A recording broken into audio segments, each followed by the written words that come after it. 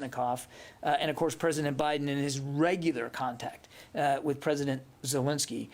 It is remarkable how well they are leading their forces in the field and how good their command and control still is today.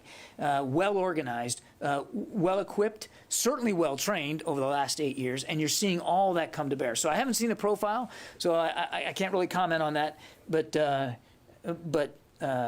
we have great confidence in Ukrainian military leadership and the incredible work they're doing, leading their troops in the field. And it's, again, you've seen it. It's not just Ukrainian troops, Ukrainian citizens taking up arms and defending their streets and their cities.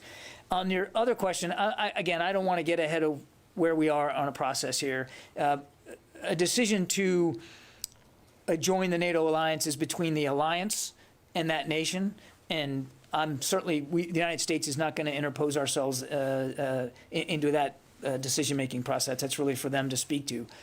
That said, and I think today's movement and the announcement that we're going to be providing a Patriot battery inside Slovakia tells you how seriously we take our Article 5 commitments inside NATO and the alliance, and as you've heard President Biden say, we're going to defend every inch of NATO territory if it's required. It's an ironclad commitment. The United States believes that, and will continue to look for ways to, especially on the eastern flank, to bolster that. Qasim. John, just a follow-up on Sylvie's question on information sharing. Secretary Austin yesterday said that you guys are clarifying the guidance for your force. What was he meaning actually while saying clarifying? What are you clarifying? As the situation changes on the ground, information needs change, information requirements change, information guidance changes, and I think that's what the Secretary is referring to. And then another question, sorry. Of course. We have seen reports that a base of where U.S. forces are stationed in Syria came under rocket attacks, and 2 U.S. service members were wounded reportedly. Do you have anything on that? Yeah, actually I do here. Hang on. So I think you guys saw CENTCOM put out a release that there was indirect fire. 2 rounds received at Green Village in eastern Syria. They announced yesterday, we still assess that at this time, 4 U.S. service members are continuing to be evaluated for traumatic brain injury symptoms. The number's still 4. It could change, as we have seen in the past, but that's where we are right now. The indirect fire struck 2 support buildings. We're still investigating this. I don't have attribution for you. I don't have more detail on damage.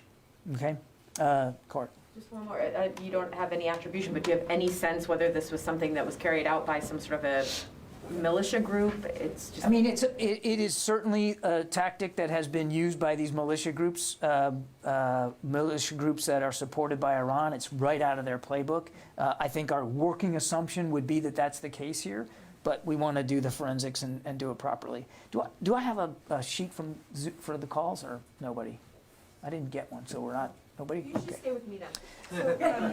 So that was my poor attempt to move off of you, but failed. But I appreciate the effort. Mike totally screwed me on that one. All right. I have one more on Ukraine. Is there, just given that there's even more and more momentum, it seems, for Finland and Sweden to potentially join NATO, is the Pentagon already planning for sending some sort of U.S. military presence into those countries, whether it's like systems or anything like that? Is there any kind of very early planning for reinforcing them as part of this ongoing shoring up of NATO?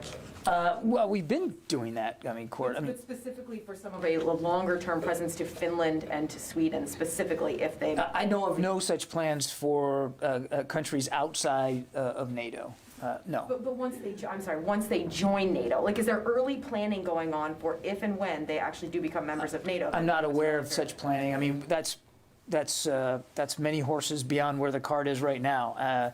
Again, I don't want to get ahead of a decision-making process between a sovereign nation-state and the alliance. There's no active planning for any kind of U.S. force presence in those countries. Again, we would need to be in a process of them being NATO members and to have that conversation. We're just not there. Once told me the Pentagon was a planning organization, but maybe that was. We do. We plan for a lot of things, Right. but we don't plan for everything. Okay. There you go. That's it. I'm gonna Yeah, keep that. I'm going to trademark that. Okay. Janie. Thank you, John. The U.S. strategic assets will be deployed during the U.S. and South Korea joint military exercises to be resumed next week. Do you see this as a sufficient deterrence to North Korea and send a message to North Korea? I mean, look, all our training events are meant to improve our readiness. It's not about message sending; it's about readiness, and that's our commitment on the peninsula. That's our commitment to our South Korean allies. Because, Kim Jong-un's sister mentioned this time, they're not shooting the South Korea, but they will be shooting the United States. She gave it to some kind of a signal to United States. How do you respond? I haven't seen those comments. We're well aware of the North Koreans, their efforts to advance their nuclear ambitions as well as to advance their ballistic missile capabilities. We have reacted to that as just recently as a couple of weeks ago. You saw that we're boosting our ISR commitment in the Yellow Sea region.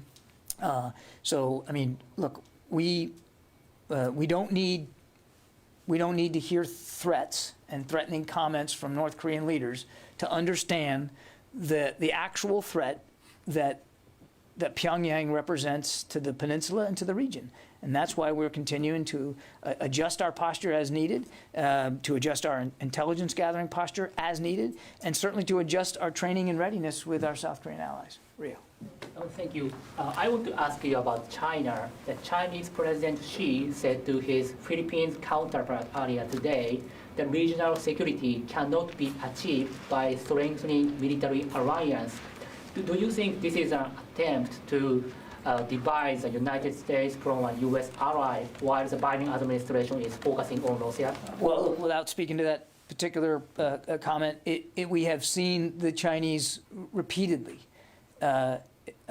try to divide the United States from our allies. We've seen their coercive and aggressive tactics to bully neighbors, including some of our allies, to come around to their way of thinking about their national security, what they believe their national security interests are in the region. 5 of our 7 treaty alliances are in the Pacific, the Indo-Pacific region. We take each one of them seriously, and we have dozens more partners in the region that we continue to talk with. And I think it's fairly obvious when you see the Chinese behave this way, they're concerned about our network of alliances and partnerships. As you've heard Secretary Austin say, that's a real strategic advantage that the United States has in the region, are these alliances and these partnerships. And the Chinese have nothing like that. They don't have a lot of friends. They don't have a lot of people they can draw upon for that kind of support. And when you hear the Secretary talk about things like integrated deterrence, he's talking a lot about U.S. capabilities, but he's also talking about how we combine our capabilities in an integrated fashion with those of our allies and partners. Again, China has nothing to compare to that and cannot rely on that same kind of a network. Just quick follow-up. Japan will hold the first 2+2 meeting with the Philippines tomorrow. So what role do you expect Japan to play to maintain the rule-based order in the South China Sea? I won't get ahead of a 2+2 between those two sovereign nation states. We certainly respect both of them as allies, and they both are of ours. But I'll let them speak for their agenda and what they're trying to get out of this discussion. I'm sure it'll be fruitful. I'm sure it'll be productive. I'm sure it'll be constructive to improving mutual security needs in the Indo-Pacific. Lucas? John, NATO says that up to 15,000 Russian soldiers have been killed fighting in Ukraine. Is there any evidence or indications that the Russians are reinforcing those losses? I can't confirm the number, and we've stayed away from providing estimates on the numbers. We do know that they have taken casualties, both wounded and killed. What I can tell you Lucas, sort of a two-part answer here. One, as we have seen Russian forces leave the north and move into Belarus and into Russia, we are beginning to see indications that they are, in fact, working on ways of refitting and resupplying these units, including discussions about how to replace lost troops. Now, some of these units are almost completely devastated, and it's unclear whether they will ever be reformed or whether they'll be combined with other units that are less depleted in manpower, equipment, vehicles. So they're working their way through all that right now. Remains to be seen how fast they'll be able to do it and with what, but we have seen indications that they are looking at their manning shortages in some of these units and how they're going to try to fix it. Do you know how many Russian soldiers they're looking to call up or send in? We have seen some reports that they are looking at mobilizing reservists, tens of thousands perhaps, but again, I think that remains to be seen. And just to follow up to Ruo's question, is the Secretary disappointed that the U.S. Navy is not planning to build a lot more ships to keep up with China? China's shipbuilding program is on a linear trajectory, and the U.S. Navy shipbuilding trajectory is very flat. Does that concern him? I don't know that I can approve upon the Secretary's own words on this yesterday, but he clearly got an opportunity to speak to shipbuilding yesterday at the hearing in front of the Senate Armed Services Committee, and then again on Tuesday with the House Armed Services Committee. I would just tell you that the truncated version is the Secretary is very comfortable with the shipbuilding request that we are making for 2023, which includes 9 new Battle Force ships, and he's much more concerned about capability and the proper mix of modern capabilities in the naval force than he is just about numbers. Numbers have a quality all their own. Clearly he understands that, but his concern is making sure that as we build more ships and bring ships into the fleet, that they're the right mix of capabilities, the most advanced that we can put to sea. Does he think that the Freedom-class littoral combat ships was a complete waste? You're about to scrap all these warships that were built just a few years ago, and now the Navy's getting rid of them. You've heard him talk about the littoral combat ship, and in fact, you heard him talk about this in the hearing. I mean, they served a purpose, and some of them still do serve a purpose, and will serve a purpose going forward over the course of the fiscal year defense plan. But when you look at the National Defense Strategy, and you look at the budget which supports that strategy, and that strategy is focused on the pacing challenge of China and the acute threat of Russia, what we are working with the Navy on and support the Navy's efforts to develop new classes of ships, ships with more capability than the LCS has for the kinds of fights that we think we might be in the future. The Navy have been building those kind of warships years ago and not these littoral combat I don't think we're going to relitigate Navy shipbuilding plans from 10, 20 years ago, Lucas. Okay, got to call it a day. One quick follow-up, sorry. Okay, I guess I'm not calling it a day. Sorry. When you responded to Kelly's questions, you accidentally overlooked part of her question where she asked if you thought what your feeling is about Russia's threat to Finland. And given, how it threatened Ukraine and then took action, it has threatened Finland that if it makes moves to NATO, it could attack it. So I know you overlooked that by accident, but I wonder if you could respond to that part of her question. I didn't mean to overlook anything, Kelly. I wasn't trying to do that. Look, I'm just not going to get into hypotheticals here, Tom.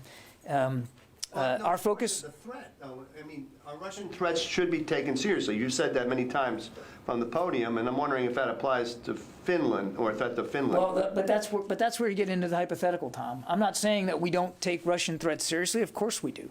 But I'm not going to speculate or hypothesize about another threat to another nation, certainly a non-NATO nation. I'm just not going to go there right now. Barb. Oddly, my question is on the same general topic. That is odd. What? No, go ahead. If I recall with some precision your answer, it was that the U.S. Plans, but the Pentagon plans, but doesn't plan for everything, and you seem to quite clearly rule out that you had any plans to assist Finland or Sweden against threats. So let me not make it hypothetical. Do you mean to actually rule out that the Defense Department has, you said you have no active plans. I do believe those were your words. Are you ruling out that are you saying the Defense Department has no active plans to assist Finland and Sweden? If either of those countries called you up this afternoon and said they need help, you have no plans? You have nothing on the shelf? Barbara, come on now. That would require, Barb, please, that would require, that you are, there's been no such request from Finland or Sweden. And obviously, and this even in natural disasters, if a country calls and asks for the United States support, certainly we'll take that under consideration. And if there's something that the commander-in-chief believes that the United States military can do to assist, then that's a conversation we'll have. But we are spending a lot of time today talking about a hypothetical that hasn't presented itself. These are two sovereign nations, and they have to make decisions for themselves about what alliances they want to join or not. They are not part of NATO. And so do we have an active defense plan for either nation right now? No, we don't. But that doesn't mean that should there be some kinetic threat that those nations go to the international community and want support, that we wouldn't take it under advisement. Of course we would. But I mean, my goodness, I mean, we're getting into way ahead here in terms of where the situation is. The fight now is in Ukraine. Ukraine is under threat. They have been invaded, and our focus, rightly so, is on Ukraine and making sure that they can continue to defend themselves. Yes. I have a question about yesterday again. Several senators, including Democratic senators, expressed frustration at what they called the fear of escalation. And they wanted the US to do more to help Ukraine. Does the change on the ground with the retreat of the Russians, does it make the position of US more difficult to keep, especially on a moral moral point of view? I'm not sure I understand the question. This balance that US is trying to maintain, helping but not intervening directly, is it more difficult now? There's nothing easy about anything with respect to Ukraine. Not for the Ukrainians, certainly. Not for NATO. Not for individual nations like the United States that are trying to support Ukraine. Nothing's easy about this. And we are working incredibly hard at an unprecedented scale to help another nation defend itself. I know we get up here and we spout these numbers, and maybe sometimes they just kind of go into the ether because we do it all the time. 100 million, 300 million, 200 million, 350 million, 800 million. Over the course of this administration now, $2.5 billion, which is almost as much as Ukraine's defense budget. And we've done it in near record, actually in record time. We think about the speed with which this stuff is getting over there. So we're doing as much as we can, as fast as we can, and at the same time, doing as much as we can to bolster NATO's eastern flank. We went from about 80,000 troops in Europe in mid-February to now over 100,000. And now you see us just another repositioning inside Europe of a Patriot battery into Slovakia. No other nation could do that from a logistics perspective. No other nation could do that from a supply perspective. So we just fundamentally bristle at the notion that we're not doing enough and we're not doing enough faster. I mean, it's unprecedented. There's no historic comparison to what we're doing now to anything we've done in the past. At the same time, Sylvie, we are mindful that Russia is a nuclear power and that we don't have perfect visibility into Mr. Putin's thinking.